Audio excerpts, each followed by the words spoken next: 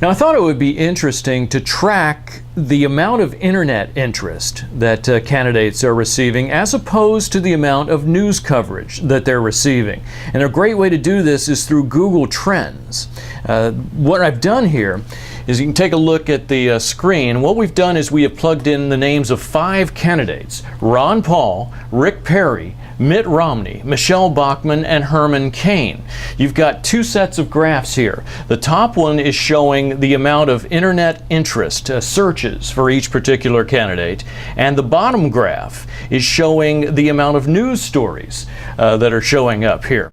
On the top graph, what we're seeing is that Ron Paul, for the first part of the year, is consistently tracking higher in internet interest than the other candidates.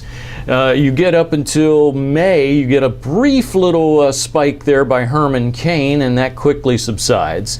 Ron Paul again tracking higher than all the other candidates until you get to August, and right around here is where Rick Perry entered the fray, becoming a presidential candidate, and he gets a huge spike in that month, and it quickly drops back down. By the time we get to the present, you see that Ron Paul is actually again tracking slightly higher than Rick Perry. Mitt Romney, meanwhile, is tracking with the lower tier candidates, Michelle Bachmann and Herman Cain. Now, here is where it really gets interesting, is when you look at the bottom graph, which is the amount of news coverage that these candidates are actually receiving. It's pretty even, with Mitt Romney actually getting the most amount of coverage up through the early months of the year.